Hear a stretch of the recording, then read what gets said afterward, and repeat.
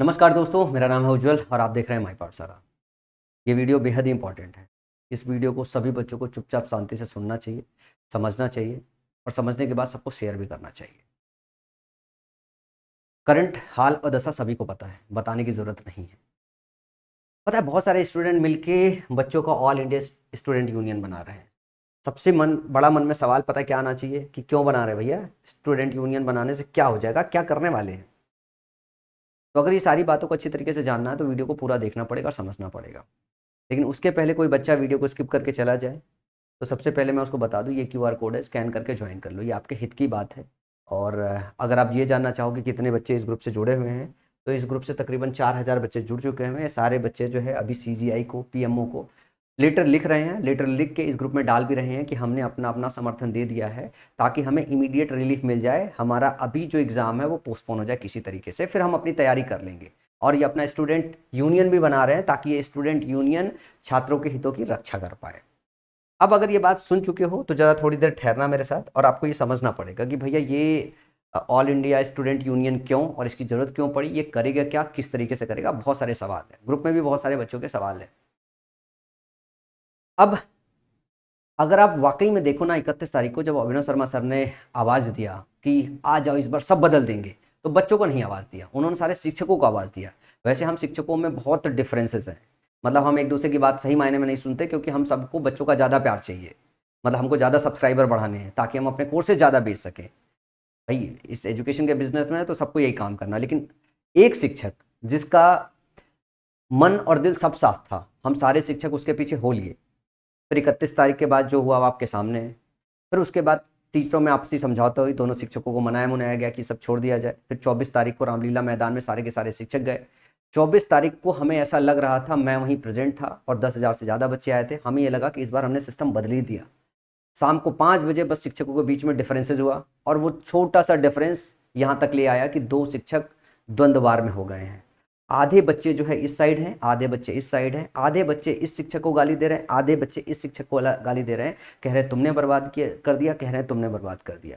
सही मायने में दोनों शिक्षक सारे बच्चों की मदद करने के लिए ही उन्होंने इनिशिएटिव लिया था और सबके काम करने का अपना तरीका अलग था। उस काम करने के तरीके में डिफरेंसेस था, ना कि आपके आंदोलन को लड़ने में, सिस्टम के करप्शन को दूर करने में उनके अंदर कोई डिफरेंसेस नहीं है। जब बच्चों के हित की बात आएगी वो अपनी बातें भुला के वापस आपके लिए आएंगे। लेकिन सवाल ये है कि ये प्रोटेस्ट फेल क्यों हुआ? ये प्रोटेस्ट इसलिए फेल हुआ क्योंकि जो शिक्षक हैं उनमें किसी भी हद में जाके आपस में यूनिटी नहीं थी। मतलब अगर एक बंदा गलती कर दे तो दूसरा बंदा जो है पीछे ऐसे खड़ा है कि अभी तो मैं तुम्हारे साथ दूंगा, बाद में घर चल के बताऊंगा। अभी ऐसा हुआ कि उसी वक्त बता दूंगा, जब उसी वक्त बता दूंगा तो डिफरेंसेस तो आ गई, फिर तो प्रोटेस्ट की लग गई लंका। अब अगर आप ये सोच रहे हो, अगर आप ये सोच रहे हो कि आपका आंदोलन, आपका प्रोटेस्ट, आपके सिस्टम का करेक्शन अब ये सारे शिक्षकगण मिलकर कर देंगे, तो बिल्कुल नहीं करेंगे। अगर किसी बच्चे को इमीडिएट रिलीफ चाहिए तो एक जो सबसे सही पहल है जो शिक्षक करवा रहे हैं, घर बैठे जो शिक्षक काम करवा रहे हैं, सबसे सही काम है सीजीआई को, पीएमओ को जो है और प्रेसिडेंट को लेटर लिखने का। ये सारे के सारे बच्चे लिख डालो। जब येलो एनवेलप में एक साथ जाएगा तो क्या होगा, मतलब बम्बार लग जाएगी उनको, फिर सोचना पड़ जाएगा कि भाई बच्चे परेशानी में हैं। और इसके लिए अगर ध्यान से देखो तो ग्रुप में सारे के सारे बच्चे ये लेटर जो है, इसकी इमेजेस जो है भेज रहे हैं, सारे के सारे भेज रहे हैं। ये ग्रुप कम से कम बच्चों से ये तो मांग रहा है कि भाई आप लिखो, लिख के भेज दो, ताकि ये पता तो चल रहा है कि हाँ बच्चे भेज रहे हैं। और जब बच्चे एक स्क्रीनशॉट भेजता है तो दूसरा भेजता है, तीसरा भेजता है, चौथा भेजता है, पांचवा भेजता है। तो ये ग्रुप इस मायने में भी काम आ रहा है ताकि बच्चों का संगठन दिखाई दे रहा है कि बच्चे आपस में भी काम कर रहे हैं।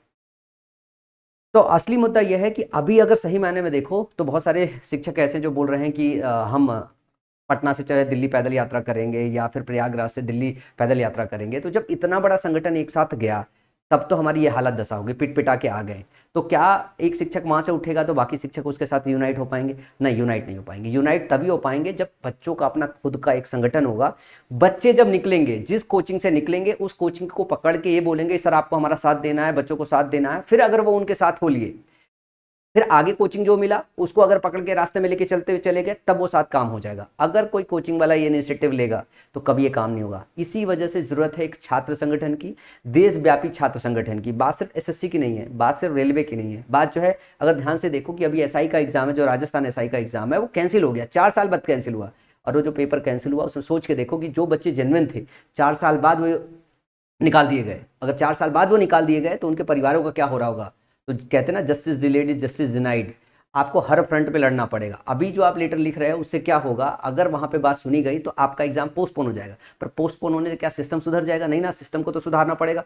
सिस्टम को सुधारने के लिए आपको सड़क पर उतरना पड़ेगा, पीसफुल तरीके से आपको बताना पड़ेगा ये सिस्टम खराब है, करप्ट है, आपको इसको करेक्ट करना है। इसके लिए संगठन चाहिए, क्योंकि आंदोलन खड़ा करना या प्रोटेस्ट करना, जैसे बहुत सारे बच्चे बोल रहे थे एक बैग भीड़ पहुंच जाएगी वहां पे, पता चला मान लो अगर रास्ते में भीड़ लेके अगर आप दिल्ली पहुंच भी जाओ कूच करके, तो पुलिस वाले लाठी डंडे से मार मार के निकाल देंगे। और जब पुलिस लाठी चलाने लगती है ना, तो सबसे पहले लीडर को खड़ा होना होता है कि डंडा खा के भी आगे से वो खड़ा रहेगा, तब पूरी भीड़ उसके पीछे खड़ी रहती है।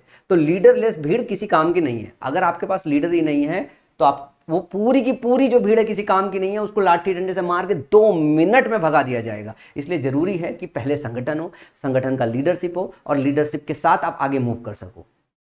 अब अगला सवाल यह है कि ये संगठन बना क्यों रहे हैं बच्चे? ये संगठन इसीलिए बना रहे हैं और ताकि एक प्रॉपर तरीके से जो है यूनाइटेड फ्रंट बनाया जा सके, इसमें बच्चों का अपना खुद का लीडरशिप चुना जा सके।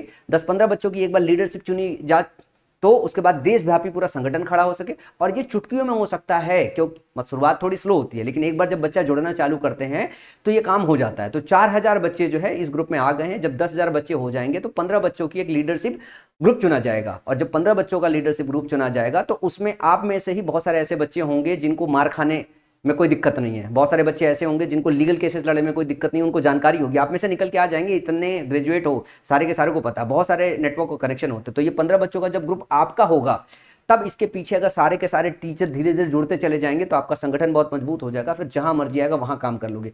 जैसे इस ग्रुप में एक और मैसेज चल रहा है कि अगर एग्जाम नहीं पोस्टपोन होता और अगर एग्जाम होता है तो अगर हम यूनाइट हो गए तो हम क्या काम कर सकते हैं। हम हर सेंटर पे जो फर्स्ट डे होता है, फर्स्ट सेंटर पे जैसे हम एग्जाम सेंटर पे पहुंचे, एग्जाम सेंटर पे एग्जाम देने के बजाय वहीं धरने में बैठ जाए सारे के सारे सेंटरों पे बच्चे, देखो उसी दिन पूरा तस्वीर बदल जाएगा। लेकिन ये काम करने के लिए आपको एक नेटवर्क में जुड़ना पड़ेगा। जब तक एक नेटवर्क में नहीं जुड़ोगे तो क्या होगा, जैसे मान लो अगर टीचर ही आपको बोलेंगे आप वहां पे बैठ जाओगे, तो एक सेंटर का बच्चा अंदर चला जाएगा, दूसरे सेंटर का बच्चा बाहर रह जाएगा। तो जो अंदर चला जाएगा वो पेपर दे के आ जाएगा, एसएससी तो बोलेगी कि जिसने पेपर दे दिया दे दिया। इसके लिए आपको एक साथ बाहर बैठ के प्रोटेस्ट करना पड़ेगा, धरने में बैठना पड़ेगा, हम नहीं देंगे एग्जाम जब तक सिस्टम करेक्ट नहीं हो जाएगा। और इसके लिए आपको एक यूनिटी में इकट्ठा होना पड़ेगा, और एक यूनिटी में इकट्ठा होने के लिए एक नेटवर्क बनाना पड़ेगा, और वो नेटवर्क बनाने का इनिशिएटिव कहीं ना कहीं से तो लेना पड़ेगा। तो अगर इन बच्चों ने ये नेटवर्क बनाने का अगर लिया है तो आपका काम है खाली सपोर्ट करने का। इसमें कोई अभी भी लीडर नहीं, कोई भी लीडर नहीं है। लीडर का चुनाव एक प्रॉपर फेयर तरीके से होगा, और लीडर जिसको जिसको बनना है मोस्ट वेलकम है। वो सारे के सारे लोग इन बच्चों के साथ आके अपने लीडर का चुनाव कर सकते हैं। जब आप अपना लीडर खुद चुनोगे तब सारा काम हो जाएगा। हम सारे के सारे शिक्षक गण जो है पीछे से आपके पीछे हो लेंगे अगर आपने अपना पूरा यूनियन बना दिया। और इसका यूनियन का मिनिमम है कि 10,000 बच्चे कम से कम में खुद में यूनियन बनाए। जब 10,000 बच्चे एक साथ इकट्ठा हो जाएंगे, 15 बच्चों की एक लीडरशिप टीम बन जाएगी, उसके पीछे सारे शिक्षकगण हो लेंगे उस ग्रुप को प्रमोट करते हुए। तो आपका सबसे पहला काम क्या होना चाहिए? सबसे पहला काम यही होना चाहिए। कैसे करेंगे? बहुत सारा काम, और सारा काम हो जाएगा अगर आप एक बार यूनिटी बना लेंगे। तो सवाल यही आता है ना कि सर क्यों बना रहे हैं? इसलिए बना रहे हैं कि इस बार कोई भागने वाला ना हो, मार खाने वाला सामने खड़ा हो और उसके पीछे सारे के सारे बच्चे हो ले। क्या करने वाले हैं हम?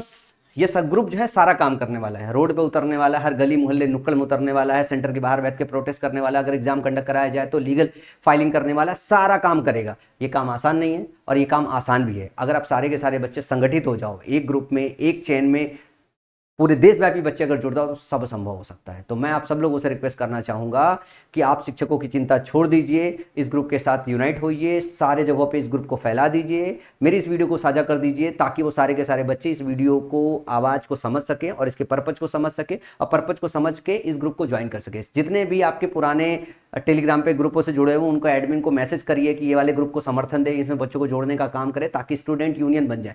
एक बार आपका छात्र संघ बन गया, देशव्यापी छात्र संघ बन गया, तो सिर्फ एसएससी का एग्जाम नहीं, रेलवे का एग्जाम, एसआई का एग्जाम, स्टेट एग्जाम, हर एग्जाम की तस्वीर आप बदल सकते हो, किसी भी धांधली को रोक सकते हो।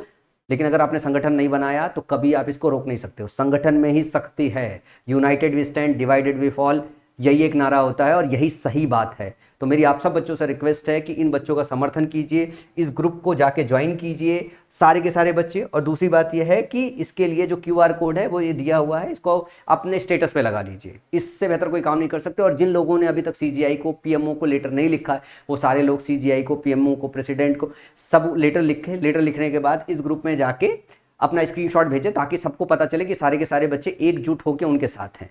तो बच्चा लोग, इस वीडियो में इतना ही। कुछ और आपको इन्फॉर्मेशन देना होगा इस ग्रुप से रिलेटेड, तो मैं वापस वीडियो में आऊँगा और इसके साथ मैं अपनी क्लासेस भी जारी रखूँगा। आज शाम से मैं अपनी क्लासेस स्टार्ट कर रहा हूँ।